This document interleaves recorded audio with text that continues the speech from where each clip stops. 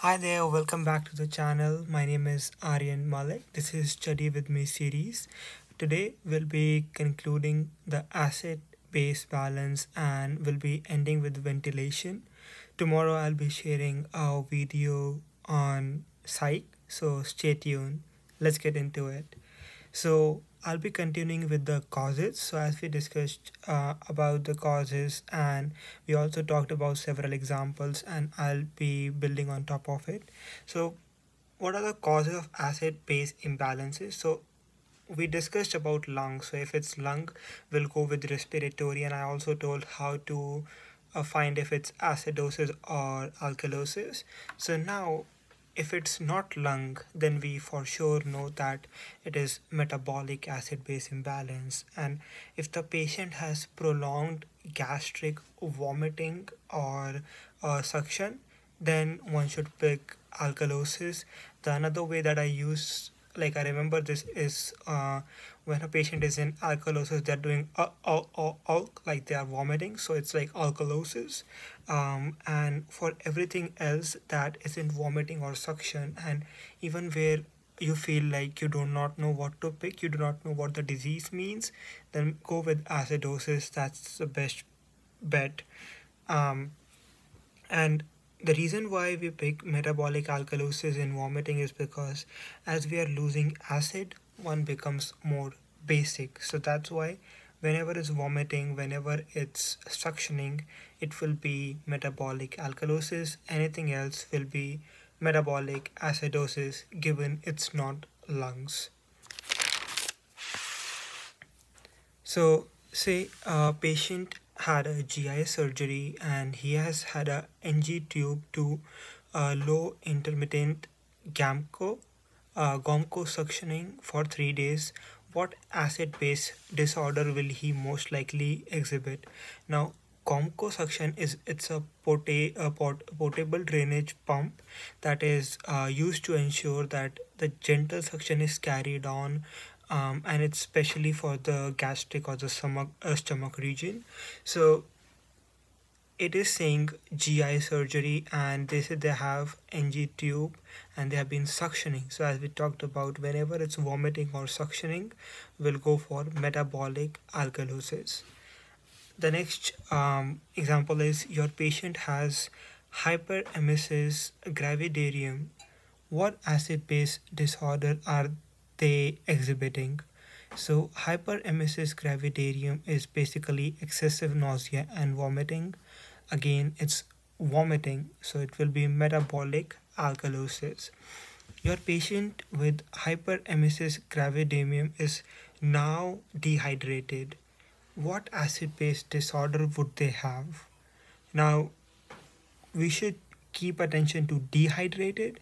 That's the keyword here, and it will be metabolic acidosis. Because of the dehydration, there has been loss of hydrogen. So because of the vomiting, there has been loss of hydrogen ions. Thereway there is more acid in the body, hence it will be metabolic acidosis. The next example is patient with acute renal failure. What acid base disorder? This will be metabolic acidosis, as renal is not functioning well, so the body is not able to secrete much of the acid. So similar to the previous one, the body has more acid present, so therefore it will be metabolic acidosis. Now a patient has infantile diarrhea. So the patient is having diarrhea. Again, this will be metabolic acidosis because it's neither lung and nor there is vomiting or suctioning, so we will go with metabolic acidosis. Now the other example is the person has third degree burns over 60% of the body. What acid base imbalance are they experiencing? This will be again metabolic acidosis because, as our principal said, it is neither involving lungs nor it is talking about vomiting, suctioning, or anything related to the gastric secretions. So it will be metabolic acidosis. Now I'll be giving you a summary of the whole acid imbalance that we covered in all the parts up till now. So we discussed that if the pH and bicarb are both in the same direction, it will be metabolic. As the pH goes, so goes my patient, except for potassium. We discussed about Mac Kussmaul, that whenever we see Kussmaul, it will use the principle of Mac, metabolic, for M, AC, acidosis. Whenever it's Kussmaul, we have metabolic acidosis. We talked about overventilation and underventilation. Overventilation is respiratory alkalosis because the pH is going up. Underventilation, the pH is going down. Respiratory acidosis. So if it's vomiting or suctioning, we pick metabolic alkalosis. For everything else, we pick metabolic acidosis, given it's not a lung disease or disorder we are talking about. Now, one principle which is very important to remember is that one should always pay more attention to the modifying phrase in the question than the original noun. What do I mean by that? So, say a person with obsessive compulsive disorder who is now psychotic. So, what is more important here? And the second part, which is like psychotic, it's something, it's the modifying phrase, so it's something that we should pay more attention to. Another example that we discussed before was a patient with vomiting who is now dehydrated.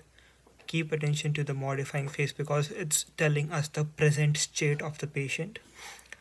Now we'll transition over to ventilation, talking about ventilators and how we as nurses provide care to the patient. So what are the two important things to know about ventilation in terms of when it comes to NCLEX? It's important to know the alarms, the high and the low, and how the blood gases articulate with the ventilation system.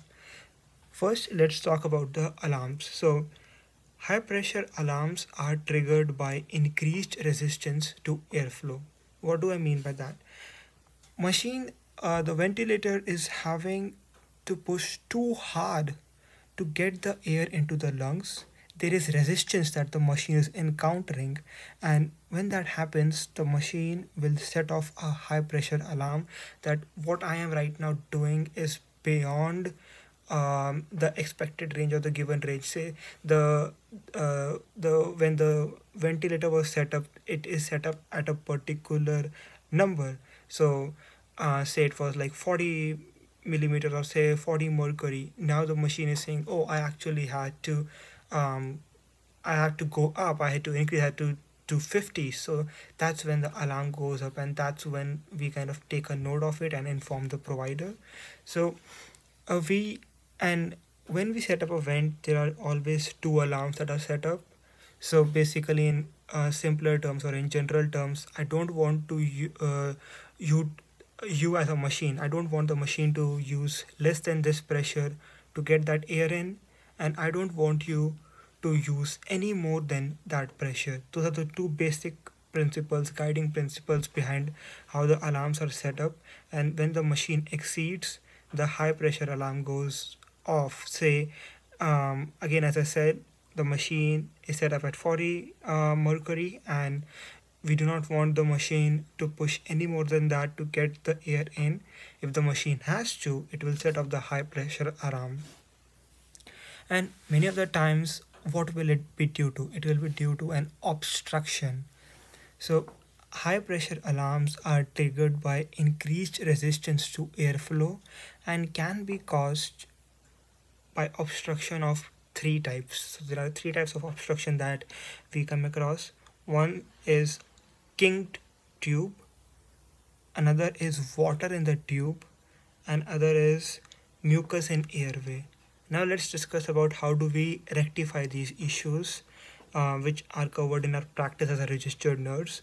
So when there is kinked tube, we basically unkink it, and when there is water in the tube, we empty the water, and when there is mucus in the airway, we turn the patient and we encourage cough and deep breathing, and we change the position. So, and if this doesn't work, we go for suctioning.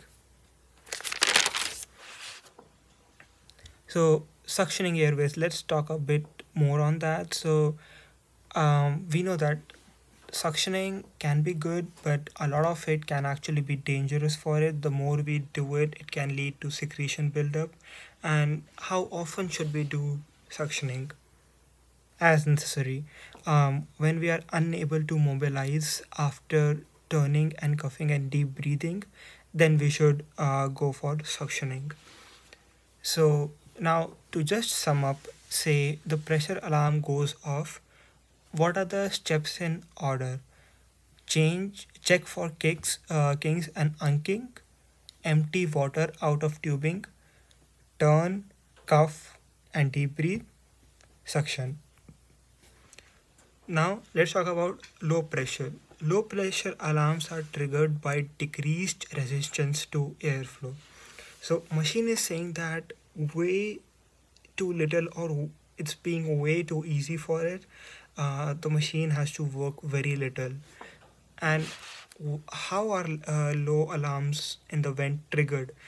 They are triggered because of the decreased resistance to airflow and can be caused by discontinuation of the tubing or the oxygen sensor tube.